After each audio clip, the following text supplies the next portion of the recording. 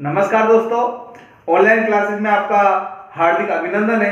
स्वागत है सभी को। जय श्री कृष्णा, राधे राधे। आज हम बात करने वाले हैं राजनीतिक दलों की कि जो राजनीतिक दल है किसे कहते हैं राजनीतिक दल, इनके क्या कार्य हैं, इनकी क्या विशेषताएं हैं और कितने प्रकार के राजनीतिक दल होते हैं, प्रणालियां कितने प्रकार की होती है, राजनीतिक प्रणालियां कितने प्रकार की है, भारत में कौन सी प्रणाली अपना रखी है, उसकी क्या विशेषताएं हैं, सभी के बारे में विस्तृत चर्चा करने वाले हैं। ये एक बड़ा टॉपिक है, 3-4 क्लासेस इसकी लगेगी। तो आज हम सिर्फ देखने वाले हैं राजनीतिक दल, उसके कार्य, उसकी परिभाषाएं, इनकी हम चर्चा करने वाले हैं, है ना। तो राजनीतिक दल,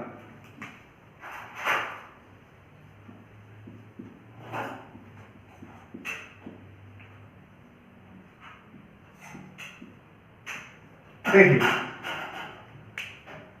राजनीतिक दल आधुनिक लोकतंत्र व्यवस्था में, अगर हम अच्छे से आधुनिक लोकतंत्र व्यवस्था को चलाना चाहते हैं तो दो चीजों की आवश्यकता होती है।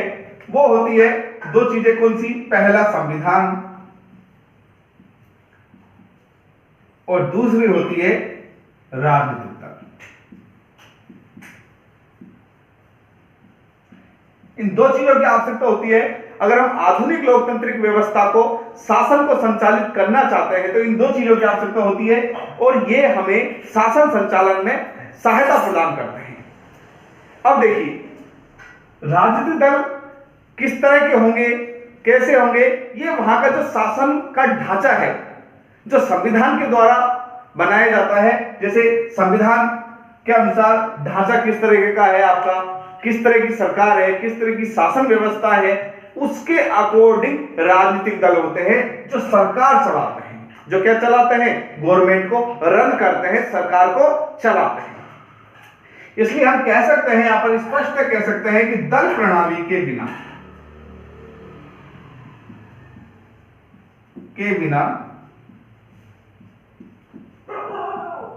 शासन संचालन, दल प्रणाली के बिना जो शासन का संचालन है वो लोकतांत्रिक तरीके से तो पूर्ण किया नहीं जा सकता। दल प्रणाली के बिना शासन संचालन लोकतांत्रिक रूप से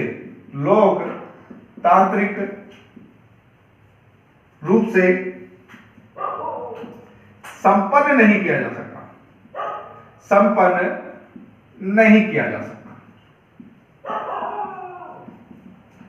अर्थात हम सीधे सीधे कह सकते हैं कि ये जो राजनीतिक दल हैं ये अनिवार्य है। लोकतांत्रिक व्यवस्था में क्या है? ये राजनीतिक दल अनिवार्य है और ये अनिवार्य है। इसी बात को लॉर्ड ब्राइस ने इसी बात को ध्यान में रखते हुए क्या कहा है? अगर हम लॉर्ड ब्राइस की बात को रखते हैं तो लॉर्ड ब्राइस जी कहते हैं, देखिए, लॉर्ड ब्राइस राजनीतिक दल को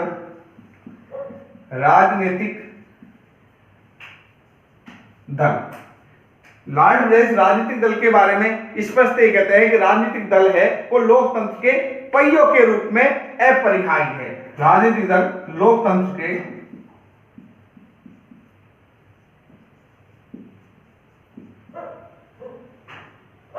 पहिए के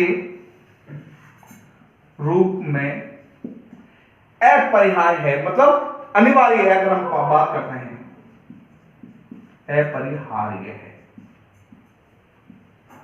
अब यहां से ही हमको लॉर्ड ब्राइस के कथन से हमको सीधे सीधा समझ में आ रहा है कि राजनीतिक दल कितना इंपॉर्टेंस रखते हैं किसी भी लोकतांत्रिक शासन व्यवस्था के अंतर्गत। तो इनकी भूमिका बहुत ही विशाल भूमिका है, जिनके बारे में हम आगे चर्चा करेंगे।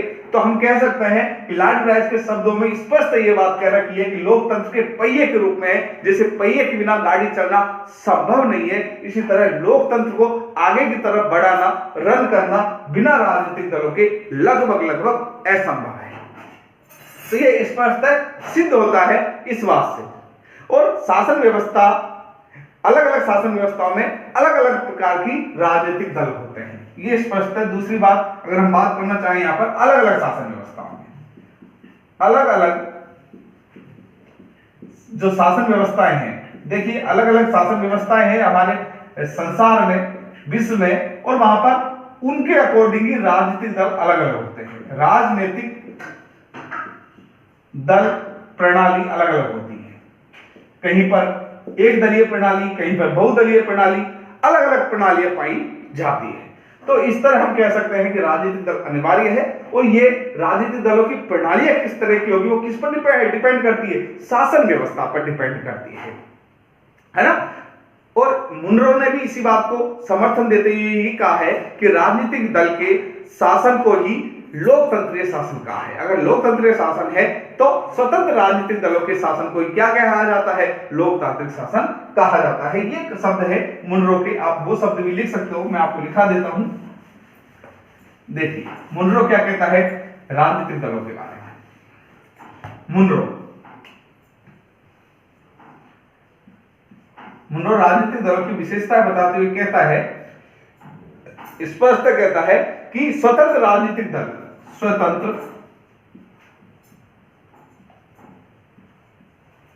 राजनीतिक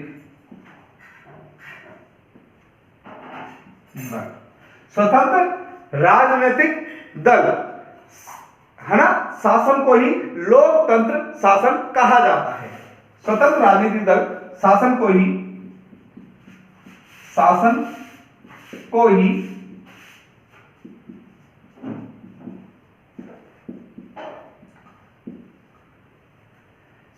क्या कहते हैं, लोकतांत्रिक शासन कहते हैं।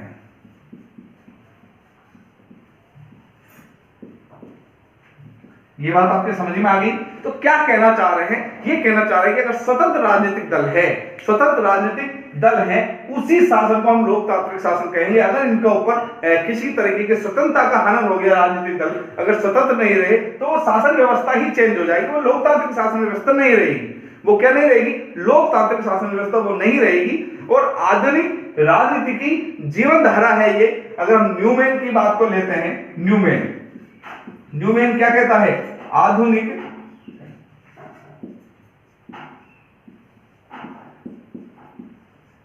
राजनीति की क्या है, जीवन धारा किसके बारे में कहा है, राजनीतिक दलों को क्या बताया है, आधुनिक राजनीति की जीवन धारा बताया है। किसको, राजनीतिक दलों को। यहां से हम इस बात को कहते हैं कि राजनीतिक दल क्या चीजें हैं, क्या है। अगर हम राजनीतिक दल का अर्थ को समझने की कोशिश करें कि राजनीतिक दल कहते किसे हैं, तो इसकी हमको परिभाषाएं देखनी पड़ेगी। हम उन परिभाषाओं की बात कर लेते हैं। देखिए अगर हम राजनीतिक दल को समझना चाहें कि राजनीतिक दल कहते कैसे हैं, तो एक ऐसा संगठित समूह है जो समान नीतिगत, ऐसा राजनीतिक दल क्या है, एक ऐसा संगठित समूह है।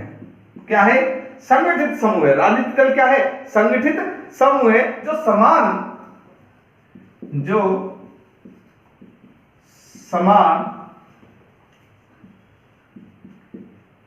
नीतिगत, अर्थात वो जो समान नीतिगत प्राथमिकताओं, कार्यक्रमों, जो समान नीतिगत प्राथमिकताओं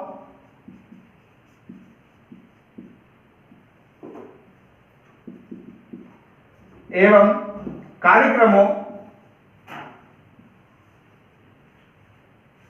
जो देखिए संगठित समूह होना चाहिए जो समान नीतिगत व्यवस्थाएं रखता हो, प्राथमिकताएं रखता हो, कार्यक्रमों से प्रतिबद्ध हो। क्या हो, कार्यक्रमों से प्रतिबद्ध हो, कार्यक्रमों से प्रतिबद्ध, मतलब प्रतिबद्ध का मतलब होता है जुड़ा हुआ हो। क्या हो, कार्यक्रमों से प्रतिबद्ध हो तथा राजनीतिक सत्ता प्राप्त करने के लिए, तथा राजनीतिक सत्ता प्राप्त करने के लिए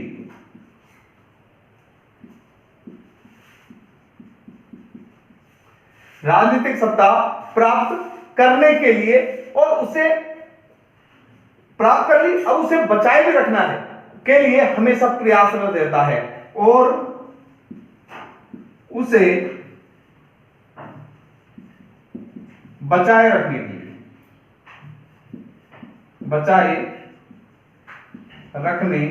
के लिए प्रयासरत रहता है।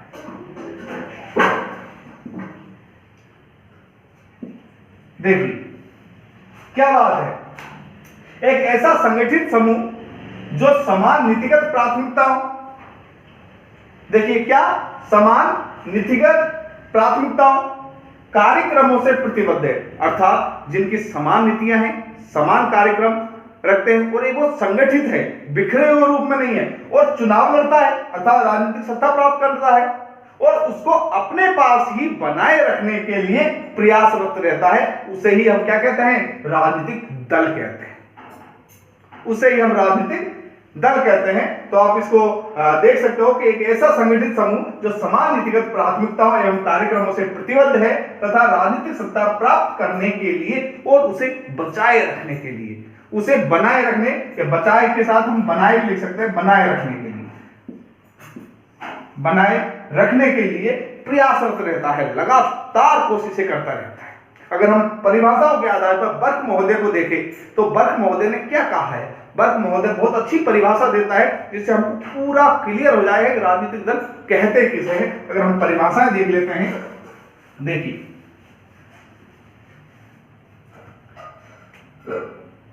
परिभाषाएं,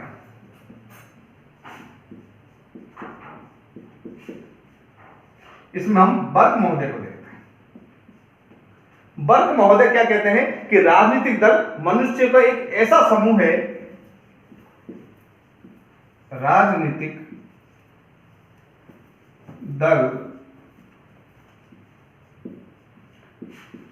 मनुष्यों का एक ऐसा समूह है, कैसा, ऐसा समूह है जो किन्हीं सिद्धांतों पर एकमत हो, जो किन्हीं सिद्धांतों पर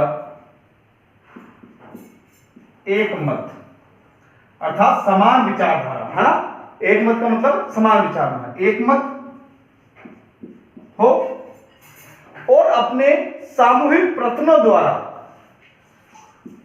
और अपने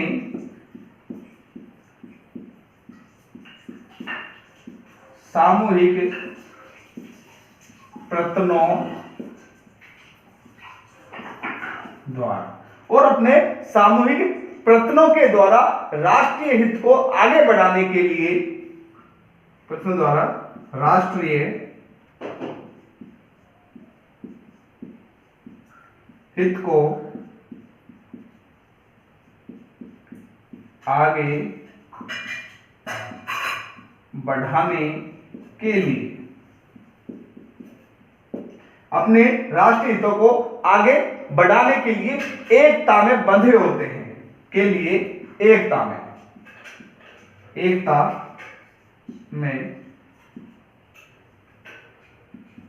बंधे होते हैं। किसमें बंधे होते हैं, एकता में बंधे होते हैं, है ना। अब देखिए जो बात हमने पहले कही कि राजनीतिक दलों मनुष्य का एक ऐसा समूह है ना, जो संगठित रहता है, अर्थात वो किसी संगठन का मतलब है सिद्धांतों पर एकमत है। इंपॉर्टेंट चीज यहां पे आती है, यहीं से हम इनकी विशेषताएं निकालेंगे बाद में, जो सिद्धांतों पर एकमत है और सामूहिक प्रयत्न, अर्थात सभी प्रयत्न करते हैं, सामूहिक प्रयत्नों के द्वारा क्या, राष्ट्रीय हित को आगे बढ़ाने के लिए किसमें बंधे रहते हैं, एकता में बंधे रहते हैं, अर्थात संगठित रहते हैं। क्या रहते हैं, संगठित रहते हैं। तो संगठित लोगों का समूह, हमने पहले बात कहा, ऐसा समूह जो संगठित समूह का है, जिनके समान हित है, मैंने पिछली बार अभी इससे जस्ट पहले बताया, जो संगठित है जिसके समान हित है, अर्थात सिद्धांतों पर एकमत है। और उसके लिए सत्ता प्राप्त करने की कोशिश करते हैं, अर्थात सामूहिक प्रयत्नों के द्वारा सत्ता प्राप्त करके राष्ट्रीय हितों को आगे बढ़ाने के लिए एकता में बंधे रहते हैं। उन्हें ही क्या कहते हैं? राजनीतिक दल कहते हैं। यह बर्क महोदय की परिभाषा है, आप इसको लिख सकते हो। तो राजनीतिक दल मनुष्य का एक ऐसा समूह है जो किन्हीं सिद्धांतों पर एकमत हो और अपने सामूहिक प्रयत्नों द्वारा राष्ट्रीय हित को आगे बढ़ाने के लिए एकता में बंधे होते हैं। सीधी सीधी बात, सिंपल लैंग्वेज में एक बात सुन लो कि राजनीतिक दल संगठित होते हैं, बिखरे हुए नहीं होते। पहली बात, संगठित होते हैं, उनके समान क्या होते हैं? उनके समान सिद्धांत होते हैं, उनके समान नीतियां होती है और वो सत्ता प्राप्त करके राष्ट्रीय हितों को आगे बढ़ाते हैं। सिंपल लैंग्वेज में समझ में आ गया होगा आपको कि राजनीतिक दल कहते किसे हैं। राजनीतिक दल एक संगठित समूह है लोगों का जो क्या करता है, जो सत्ता प्राप्ति की कोशिशें करता है और उनमें एकमत होते हैं, समान सिद्धांतों पे काम करते हैं। जैसे अगर हम बीजेपी की बात कर लेते हैं, चलो बीजेपी और कांग्रेस दोनों की विचारधाराएं अलग अलग है कि नहीं है? बीजेपी की समस्त विचारधारा एक है, उनका प्रोपेगेंडा एक है, उनका अगर हम उनका घोषणा पत्र देखें तो उनकी एक सी नीतियां है जिसमें पूरी बीजेपी एक संगठित रूप है। तो पहला संगठित हो गया, उनके एक ही तरीके के सिद्धांत है, उन्हीं सिद्धांतों पर वो कायम है शुरू से लेकर आज तक और उन्हीं सिद्धांतों के आधार पर वो राष्ट्रीय हित को आगे बढ़ाने के लिए एकता के सूत्र में बंधी हुई है। इसी तरह कांग्रेस के अपने सिद्धांत है, उन सिद्धांतों को लेकर वो आगे बढ़ती है। तो राजनीतिक दलों के ऐसे एक संगठित समूह है जिनके खुद के अपने सिद्धांत होते हैं, जिन पर सभी लोग उनके सदस्य एकमत होते हैं और वो सामूहिक प्रयत्नों के द्वारा राष्ट्रीय हित को आगे लेकर के जाते हैं, जो हमारी परिभाषा से भी क्लियर होता है। अगर हम गिलक्रास्ट की बात करते हैं, गिलक्रास्ट ने भी राजनीतिक दलों के लिए एक परिभाषा दी है, हम उसको भी देख लेते हैं कि राजनीतिक दल गिलक्रास्ट के अनुसार क्या है।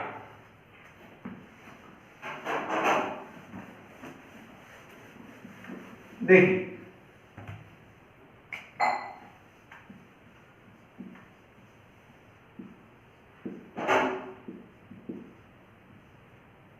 गिलक्रास्ट महोदय क्या कहते हैं कि राजनीतिक दल व्यक्तियों के उस समुदाय को कहते हैं। क्या कहते हैं? व्यक्तियों के उस समुदाय को कहते हैं जिनके सदस्यों के राजनीतिक विचार एक से होते हैं। ये बात हमने बर्क महोदय ने की और उससे पहले मैंने बताया आपको। तो राजनीतिक दल व्यक्तियों के उस समुदाय को कहते हैं। राजनीतिक दल, शॉर्ट में लिख रहा हूं मैं, राजनीतिक दल व्यक्तियों के उस समुदाय को कहते हैं जिनके, उनको कहते हैं जिनके सदस्यों के राजनीतिक विचार एक जैसे हों, जिनके सदस्यों के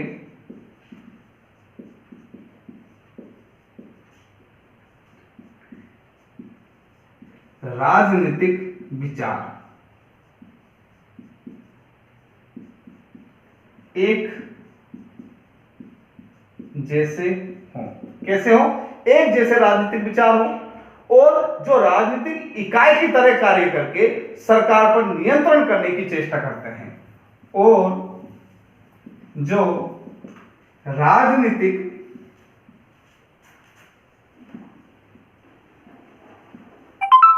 इकाई की तरह, राजनीतिक इकाई की तरह कार्य करके सरकार पर नियंत्रण करने की चेष्टा करते हैं। कार्य करके सरकार पर नियंत्रण करने की चेष्टा करते हैं, नियंत्रण करने की चेष्टा करते हैं। देखिए, इससे आपको स्पष्ट हो गया कि राजनीतिक दलों उस समुदाय को कहते हैं, अर्थात वही संगठन को कहते हैं जिनके सदस्यों के राजनीतिक विचार एक जैसे हो, अर्थात जिनको एक मत हो वो, और वो क्या करते हैं? राजनीतिक इकाई की तरह काम करते हैं और सरकार पर नियंत्रण अर्थात सरकार अर्थात सत्ता प्राप्त करने की कोशिश करते हैं। उसे ही क्या कहते हैं? राजनीतिक दल कहते हैं। ठीक है। तो दल के लिए अगर हम आवश्यक तत्व देखें, इस हिसाब से अगर हम दलों के आवश्यक तत्व देखें तो कौन कौन से आवश्यक तत्व हो सकते हैं दलों के, तो हम देख लेते हैं दलों के आवश्यक तत्व। अगर कोई दल है तो उसके आवश्यक तत्व कौन होंगे? दल के आवश्यक तत्व।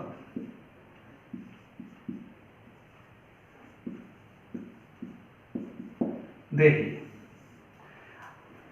सिंपल लैंग्वेज में जब भी आप अगर डिस्क्रिप्टिव दो तो इस तरह का बनाया करो, जिससे क्या आपका एग्जाम में बड़ी है, आप जैसे ग्रेजुएशन की एग्जाम है तो आपको पेज ही भरने होते हैं, तो उस हिसाब से पेज भरना बहुत इजी हो जाता है। तो राजनीतिक दलों के आवश्यक तत्व, उन पर हम सिंपल बात कर लेते हैं। जैसे अभी हमने परिभाषाओं से निकालेंगे वो चीजें, हम मौलिक सिद्धांतों पर एकता होती है कि नहीं होती, अभी हमने बात की नीतिगत एकताएं होती है ना, तो हम कह सकते हैं मौलिक सिद्धांतों पर एकता। मौलिक सिद्धांतों पर एकता होती है, इनके अंदर होती है कि नहीं होती है। निश्चित कार्यक्रमों की बात की हमने, है ना, जो हमने अभी देखे थे। अगर हम बात करते हैं बर्क महोदय के उसमें, तो वो निश्चित सिद्धांतों की बात करते हैं, उनके मौलिक सिद्धांतों की बात करते हैं, निश्चित कार्यक्रम होते हैं और एक संगठनात्मक ढांचा होता है। कैसा? संगठनात्मक ढांचा होता है कि नहीं होता, अर्थात संगठित होते हैं, बिना संगठन के कोई दल नहीं। इनके निश्चित कार्यक्रम होते हैं,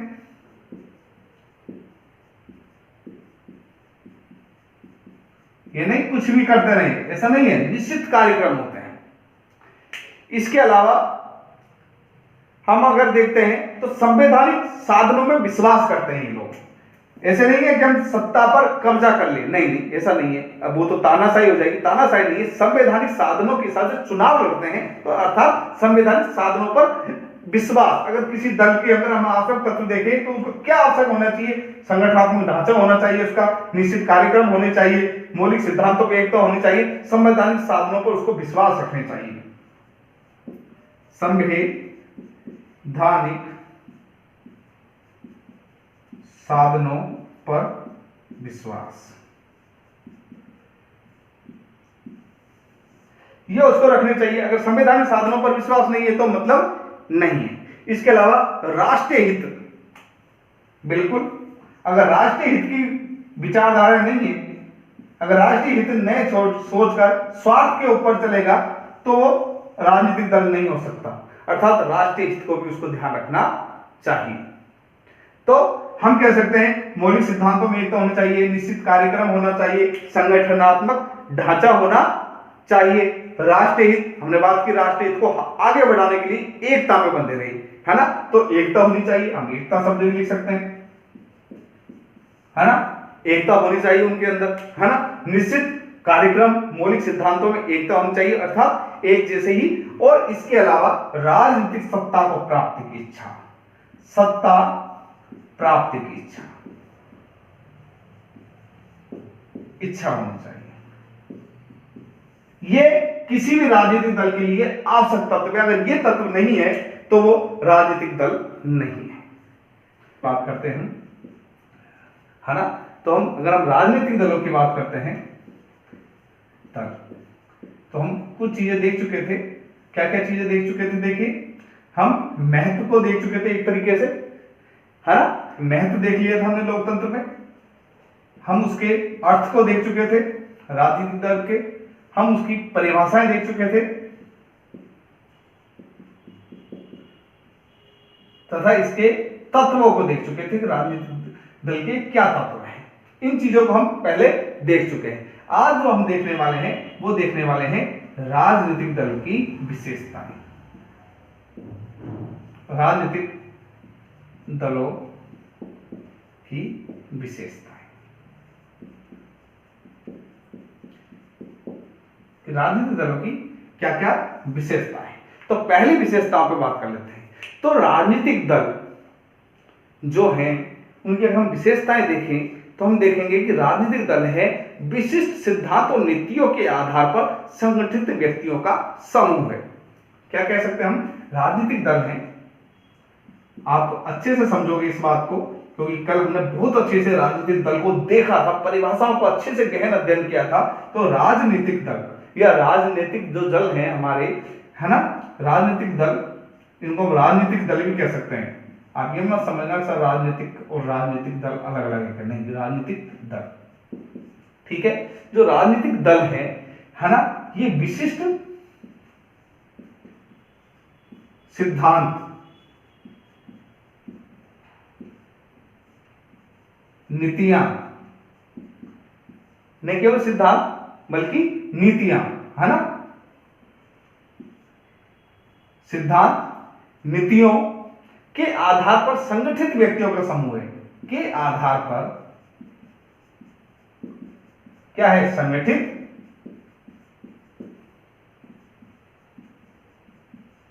व्यक्तियों का समूह है। आप अपने नोट्स भी इसी तरह तैयार कर सकते हैं, मैं एक चीजें लिखा रहा हूं आपको। तो राजनीतिक दल है, ये एक जैसे विश्व सिद्धांतों पर आधारित और नीतियों पर आधारित एक ऐसा संगठित व्यक्तियों का समूह है ना, जिनमें एक जैसे सिद्धांत हो, जिनकी एक जैसी नीतियां हो। कल हमने भी यही बात की थी कि राजनीतिक दल क्या है? एक समूह है, एक व्यक्तियों का समूह है जो संगठित रहता है, अर्थात संगठित व्यक्तियों का समूह है जिसकी समान नीतियां होती है और समान सिद्धांत होते हैं। तो पहली विशेषता भी हम ये लिखेंगे कि राजनीतिक दल है वो विशिष्ट सिद्धांत और नीतियों के आधार पर एक संगठित व्यक्तियों का समूह है। अगर हम दूसरी बात करते हैं तो राजनीतिक दल बहुत सारे व्यक्तियों क्या स्थायी संगठन है, ये अस्थायी संगठन नहीं है, स्थायी संगठन। इसलिए मैं आपको दोबारा लिख पा रहा हूं, नहीं तो संगठन नहीं लिख पाता। ये क्या है? जो राजनीतिक दल है तो बहुत सारे व्यक्तियों का एक स्थायी संगठन है। तो राजनीतिक दल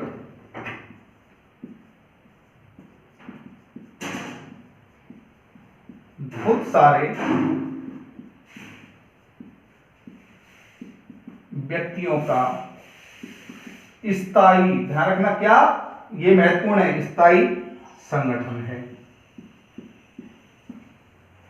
ये नहीं है कि आज संगठन बनाया कल बिखर गया, कल उसमें से कोई निकल रहा है, आज कोई आ रहा है। स्थायी संगठन है, इसकी संख्याएं लगातार बढ़ाते रहते हैं ये लोग, और एक ऐसा स्थायी संगठन बन जाता है। ये नहीं है कि आज संगठन बनाया कल खत्म हो गया, परसों पुनः बना लिया फिर खत्म हो गया, ऐसा नहीं, स्थायी संगठन है। तो राजनीतिक दल बहुत सारे व्यक्तियों का एक स्थायी संगठन होते हैं जो समान विचारधारा रखते हैं। क्या रखते हैं? जो समान विचारधारा रखते हैं, जो ऊपर वाली हमने उसमें विशेषता में देखा। और अगर हम विशेषताओं की बात करते हैं, मैं इसको मिटा रहा हूं और फिर हम देखेंगे और विशेषताएं। तो आप एक बार स्क्रीनशॉट ले सकते हो इसका, दोनों विशेषताओं का, है ना। इसके अलावा लिख सकते हो आप, जैसे जैसे मैं एक एक चीजें आपको बोर्ड पे लिखवा रहा हूं कि आपको किस तरह एग्जाम में पेपर हल करना है, तो इस बात का ध्यान रखना, इंपॉर्टेंट चीजें हैं। इसके अलावा समान लक्ष्यों और सिद्धांतों पर आम सहमति होती है। अगर हम तीसरी बात करते हैं, है ना, हम राजनीतिक दलों की बात कर रहे हैं, दलों की विशेषताएं देख रहे हैं, है ना, ये देख रहे हैं ना। तो तीसरा हमारा पॉइंट है, हम कह सकते हैं तीसरा पॉइंट में क्या कहता है? समान लक्ष्यों और सिद्धांतों पर आम सहमति। सामान्य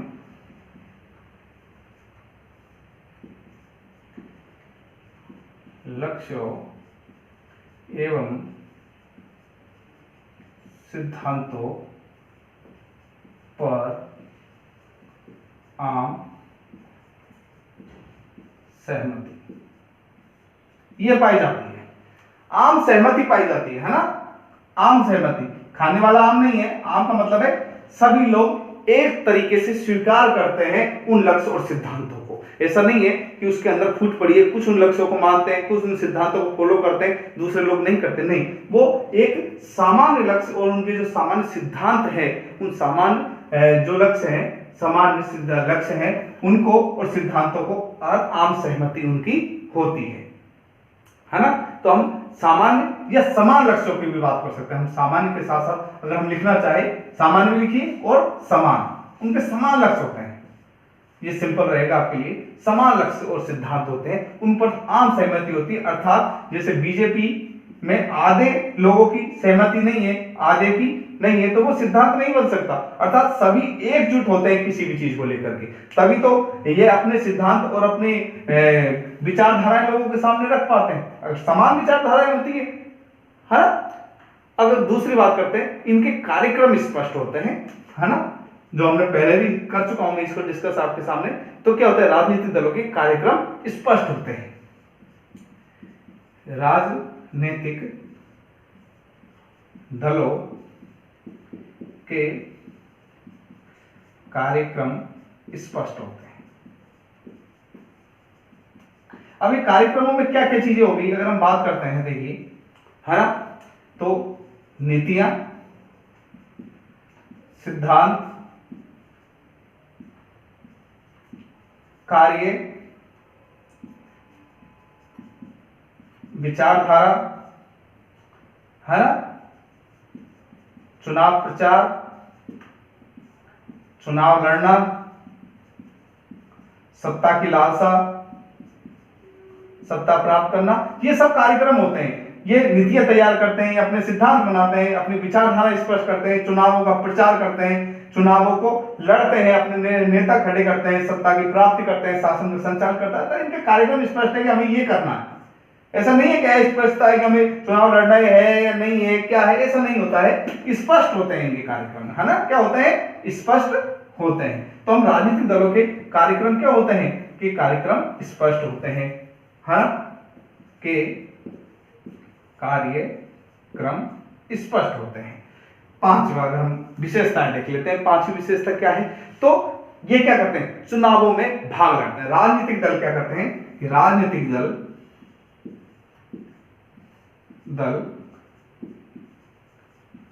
चुनावों में भाग लेते हैं।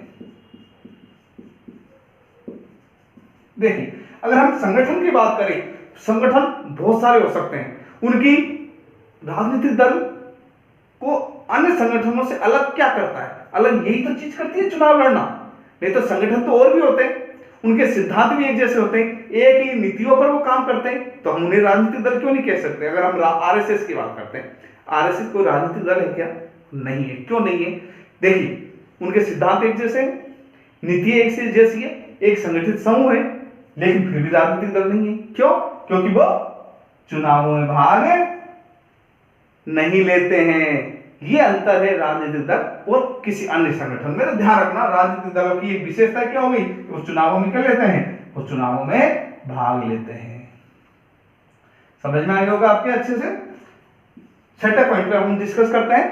देखिए, 5 पॉइंट हो चुके हैं आपके, चुनावों में भाग लेते हैं। इसके अलावा उद्देश्य प्राप्त हेतु संवैधानिक साधनों का प्रयोग करता है। हमेशा क्या करते हैं, उद्देश्य प्राप्त हेतु, ये विशेषता है, उद्देश्य प्राप्त हेतु। अब उद्देश्य क्या है, सत्ता प्राप्ति करना, अर्थात सत्ता प्राप्ति हेतु भी लिख सकते हो। उद्देश्य प्राप्त हेतु संवैधानिक साधनों का प्रयोग करता है। देखिए, अपनी नीति स्पष्ट करते हैं, लोगों के सामने जाके प्रचार करते हैं, जनमत संग्रह करने की कोशिश करते हैं, लोग मत हासिल करने की कोशिश करते हैं, चुनाव लड़ते हैं, जीतते हैं और संवैधानिक साधनों से अपने सत्ता प्राप्ति करके शासन संचालन की करते हैं। ये नहीं है कि असंवैधानिक तरीके से कि नहीं कुछ जीता कोई भी हो मैं शासन करूंगा, ऐसा नहीं है इनका। इस तरह का नहीं, तानाशाही नहीं है, यहाँ पर तानाशाही नहीं है। हाँ, पिछले रास्ते से कुछ हम कह सकते हैं असंवैधानिक साधनों का उपयोग जरूर किया गया है। वो किस तरह के है, हॉर्स ट्रेडिंग के आपने देखा होगा कि खरीद फरोख्त चलती है विधायकों की, है ना, सांसदों की, निर्दलीय विधायकों की। तो ये असंवैधानिक तरीके जरूर अपनाए गए हैं, लेकिन पर्दे के पीछे अपनाए गए हैं। लोगों के सामने तो बिल्कुल क्लीन रहते हैं, क्लीन कुर्ता, सफेद कुर्ता इसलिए तो पहनते हैं, है ना, बिल्कुल क्लीन अपने आप को। तो उद्देश्य प्राप्ति के लिए संवैधानिक साधनों का प्रयोग करते हैं। इसके अलावा सत्ता पर अधिकार प्राप्त करना के बाद उन सिद्धांतों को व्यवहारिक रूप देते हैं। जो सिद्धांत और उद्देश्य इनके हैं, उनको सत्ता प्राप्त करने के बाद उन्हें व्यवहारिक रूप देने की कोशिश की जाती है इनके द्वारा। तो 7वें पॉइंट में आप लिख सकते हो, सत्ता प्राप्ति के बाद सिद्धांतों को व्यवहारिक रूप देना। ये इनकी विशेषता है कि इन जिन सिद्धांतों पर वो जीते हैं, जिन सिद्धांतों के आधार पर उन्होंने सत्ता प्राप्त की है, उनको व्यवहारिक रूप वो देते हैं। तो ये उनकी हम कह सकते हैं विशेषता है। इसके अलावा अनुशासन की भावनाएं होती है इनके अंदर। अगर संगठन में अनुशासन की भावना नहीं है तो वो राजनीति तक बिखर जाएगा। तो एक विशेषता ये भी है कि संगठन में अनुशासन की भावना होती है। तो मैं ये तीसरे नंबर का यहां से हटा रहा हूं, आप देख ले इसलिए, है ना। तो यहां लिख देता हूं, चलो मैं एक बार। तो अनुशासन की भावनाएं पाई जाती है।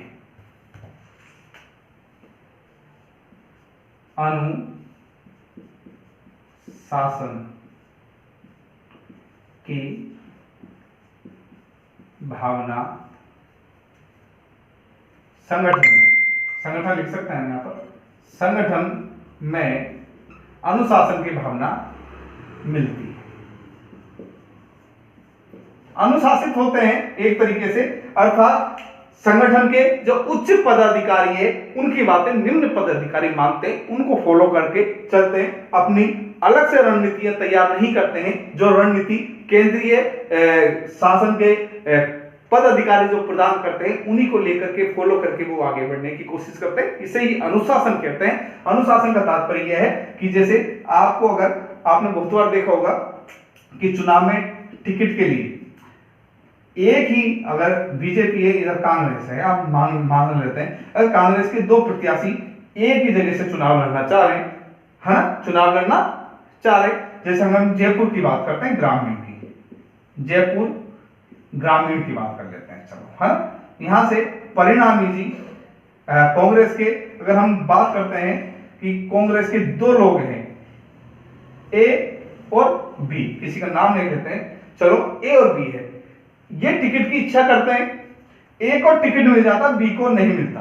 तो ये नहीं है कि बी बागी हो जाए, बागी नहीं हो जाए, इसे किसका साथ देना चाहिए, ए का साथ देना चाहिए। यही अनुशासन है और अनुशासन की भावना इनके अंदर मिलती है। अगर अनुशासन की भावना जब नहीं मिलेगी, अगर ये बागी हो जाएगा तो इसे क्या कर देंगे, संगठन से निकाल दिया जाएगा। क्या कर दिया जाएगा, संगठन से इसको वॉकआउट कर दिया जाएगा, बाहर का रास्ता दिखा दिया जाता है। तो एक तरीके से अनुशासन की भावना इनके अंदर मिलती है। ये अपनी अगली बारी का इंतजार करता है फिर। तो अनुशासन की भावना मिलती है और अपने सदस्यों के हितों को ध्यान में रखते हुए, ये ऐसा नहीं है कि संगठन अपने सदस्यों के हितों को ध्यान में रखता है, ये अपने सदस्यों के हितों को ध्यान में रखते हुए समाज के व्यापक हित को बढ़ावा देते हैं। तो एक विशेषता है, लास्ट विशेषता आप और लिख लीजिए कि अपने सदस्यों के हितों को ध्यान में रखते हुए, नेक्स्ट अगर हम विशेषता की बात करें, चाहे 10वें नंबर की मेरे हिसाब से, अपने सदस्यों के हितों को ध्यान में रखते हुए राष्ट्रीय हितों, है ना, ये समाज के व्यापक हितों लिख सकते हो आप, समाज के हित लिख सकते हो, समाज के व्यापक हित, अपने सदस्यों के हित में ध्यान में रखते हुए समाज के व्यापक हितों को बढ़ावा देते हैं, है ना, हितों को बढ़ावा देते हैं, अर्थात समाज के हित ज्यादा इंपॉर्टेंट है इनके लिए। अपने सदस्यों के हितों को भी ध्यान में रखेंगे, लेकिन उनको ध्यान में रखते हुए कहीं वो समाज के व्यापक हितों से ना टकराए, ऐसा नहीं होना चाहिए। ये व्यापक, समाज के व्यापक हितों को क्या देते हैं, बढ़ावा देते हैं। तो हम ये कह सकते हैं कि राजनीतिक दलों की जो विशेषताएं हैं उनके अंदर हम कह सकते हैं एक संगठित व्यक्तियों का ऐसा समूह है राजनीतिक दल, है ना। क्या है, संगठित समूह का एक संगठित जिनकी समान विचारधाराएं, पहली बात। दूसरे, ये एक स्थायी संगठन है। क्या है, ये एक स्थायी संगठन है। ये हमने इनकी बात की, विशेषताओं की, है ना। तो एक ये स्थायी संगठन है सामान्य लक्ष्य और सामान्य उद्देश्यों को लेकर चलता है, जिसमें समान उनके सिद्धांत होते हैं, जिस पर आम सहमति होती है, अर्थात सभी की विचारधाराएं सेम होती है, सभी इस बात पर सहमति अर्जित करते हैं। ऐसा नहीं कि राजनीतिक दल के कुछ लोग अलग माने, कुछ लोग अलग माने, है ना, ये लोग तो मान रहे हैं, ये लोग नहीं मान रहे, ऐसा नहीं। आम सहमति जिस पर बनती है उसे ही सिद्धांत और नीतियों में शामिल किया जाता है ना, उसे सिद्धांत या नीतियां बनाई जाती है। तो आम सहमति पर चलता है। राजनीतिक दलों के जो कार्यक्रम होते हैं वो भी बिल्कुल स्पष्ट होते हैं, है ना, ऐसा नहीं है कि अलग अलग हो, नहीं, बिल्कुल स्पष्ट होते हैं।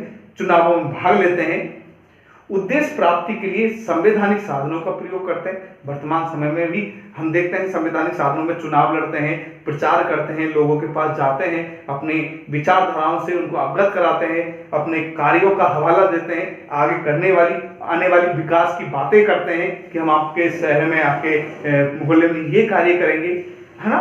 तो एक तरीके से संवैधानिक प्रक्रिया को अपनाते हैं। असंवैधानिक प्रक्रिया को नहीं मान।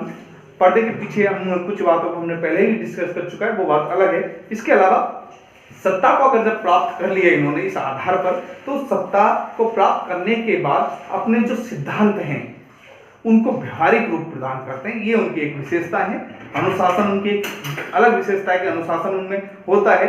अनुशासन, संगठन में अगर अनुशासन नहीं है तो वो संगठन ही नहीं है, तो अनुशासन भी चाहिए। इसके अलावा वो अपने सदस्यों के हितों को ध्यान में रखते हुए साथ में सभी के समाज के व्यापक हितों का भी प्रतिनिधित्व करते हैं। तो इस तरह के स्थायी संगठन है। तो आज हमने राजनीतिक दलों की विशेषताओं के बारे में चर्चा की है। कल हम इनके राजनीतिक दलों के प्रमुख कार्य देखेंगे। तब तक के लिए धन्यवाद। जय हिंद। राधे राधे।